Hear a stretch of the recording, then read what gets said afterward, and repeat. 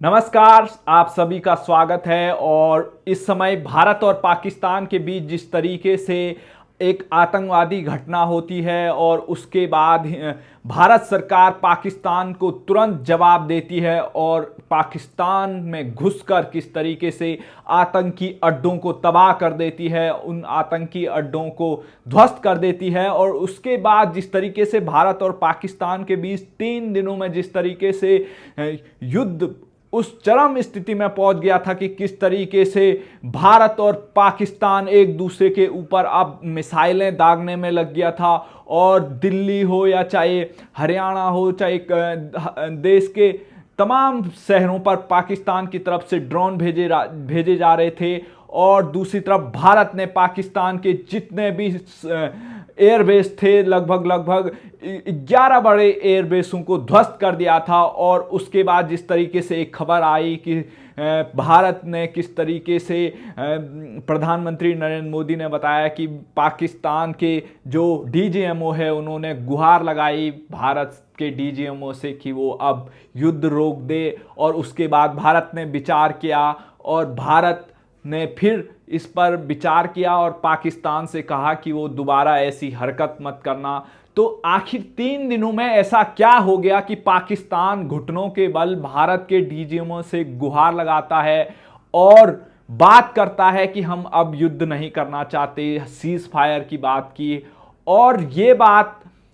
अब जिस तरीके से अमेरिका के राष्ट्रपति डोनाल्ड ट्रंप के बयान के बाद जिस तरीके से उन्होंने कहा कि हमने भारत और पाकिस्तान के बीच सीज फायर कराया, और आज खुद डोनाल्ड ट्रंप अपने बयान से पलट गए हैं और उन्होंने कहा है कि मैंने ऐसा कुछ भी नहीं कि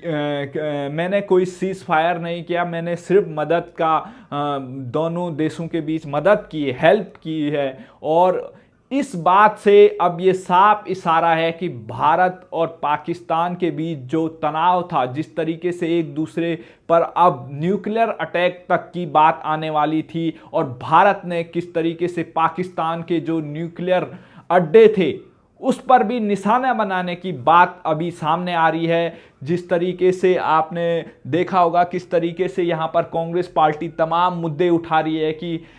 इसमें जो सीज फायर हुआ है वो क्यों हुआ है। और कांग्रेस पार्टी वही पार्टी है जो पाकिस्तान के सबसे ज़्यादा करीब है। किस तरीके से आपने देखा होगा कांग्रेस पार्टी के तमाम लीडर जो पाकिस्तान में जाकर प्रधानमंत्री नरेंद्र मोदी को हटाने के लिए हेल्प मांगते हैं, आपने तमाम ऐसे वीडियो देखे होंगे। किस तरीके से जब 26/11 में मुंबई में अटैक होता है 2008 में, उसके बाद कांग्रेस पार्टी से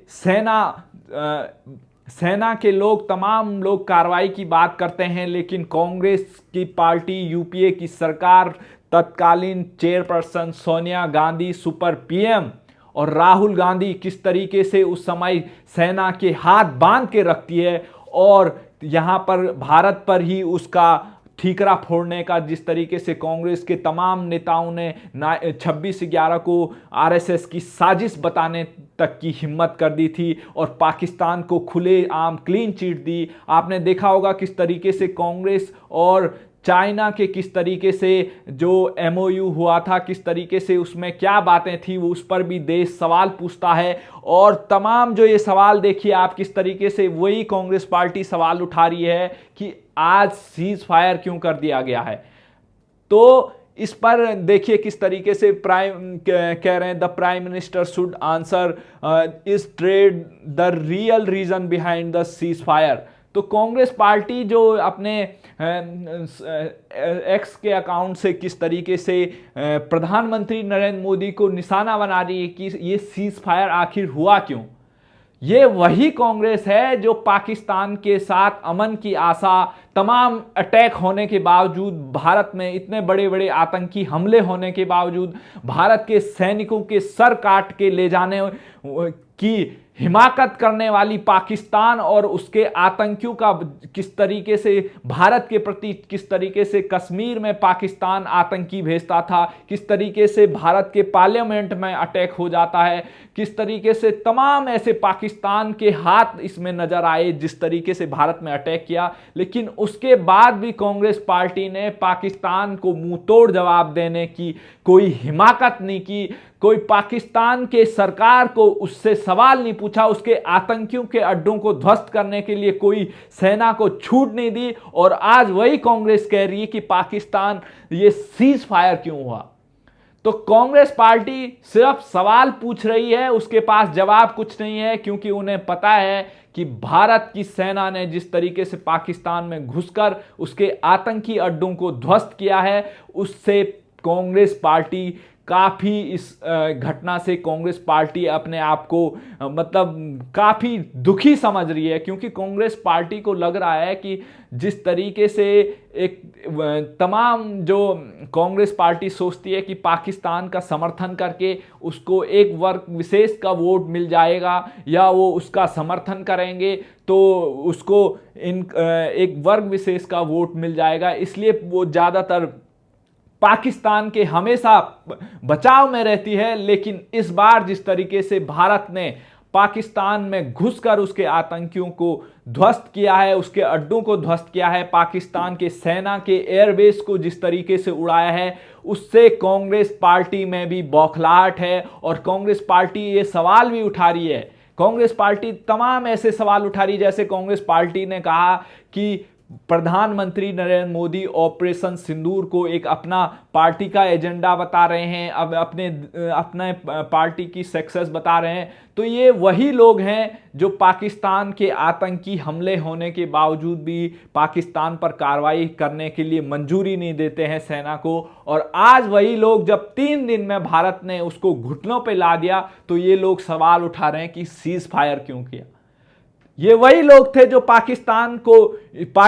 के खिलाफ युद्ध के लिए कह रहे थे कि युद्ध नहीं होना चाहिए, हमें युद्ध नहीं करना चाहिए। और जब भारत सरकार और भारत की सेना ने पाकिस्तान में घुसकर हमला किया, उसके आतंकियों को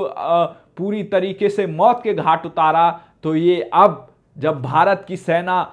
ने पूरी तरीके से पाकिस्तान को घुटनों पे ला दिया है, उसके बाद ऐसे सवाल उठा रही है। और कांग्रेस पार्टी ट्रंप को बहाना बनाकर किस तरीके से प्रधानमंत्री नरेंद्र मोदी को घेरा जा सके, प्रधानमंत्री को एक डरपोक बताया जा सके, प्रधानमंत्री को बिल्कुल उनकी छवि जिस तरीके से इस समय भारत और पाकिस्तान के जिस तरीके से उनके आतंकी अड्डों को ध्वस्त करने के बाद प्रधानमंत्री की जो लोकप्रियता है उसमें काफी बढ़ोतरी हुई है, उससे कांग्रेस पार्टी को काफी बड़ा झटका लगा है। और कांग्रेस पार्टी को लग रहा है कि अगर प्रधानमंत्री नरेंद्र मोदी इसी तरीके से एक्शन लेते रहे, आगे कार्रवाई करते रहे, तो उनकी जो उम्मीद थी कि वो प्रधानमंत्री नरेंद्र मोदी को अगले चुनाव में हरा देंगे, या लोकल जो स्टेट चुनाव आने वाले हैं, चाहे बिहार हो चाहे बंगाल हो, इन जगहों पर वो प्रधानमंत्री नरेंद्र मोदी और बीजेपी को हरा सकते थे, तो उनके लिए ये सबसे बड़ा झटका हुआ कि वो अब प्रधानमंत्री नरेंद्र मोदी को जो घेरने के प्लान बना रहे थे, चाहे राहुल गांधी का जाति जनगणना का मुद्दा रहा हो, चाहे तमाम वक्फ बोर्ड का मुद्दा रहा हो, तो कांग्रेस पार्टी चाह रही थी कि बीजेपी इन मुद्दों पे घिर के जिस तरीके से बीजेपी के गठबंधन को अलग किया जा सके और नीतीश कुमार को अलग किया जा सके वक्फ बोर्ड के नाम पे। लेकिन ये सब जब धराशायी हो गए तो राहुल गांधी और कांग्रेस पार्टी के पास कोई मुद्दे नहीं बचे।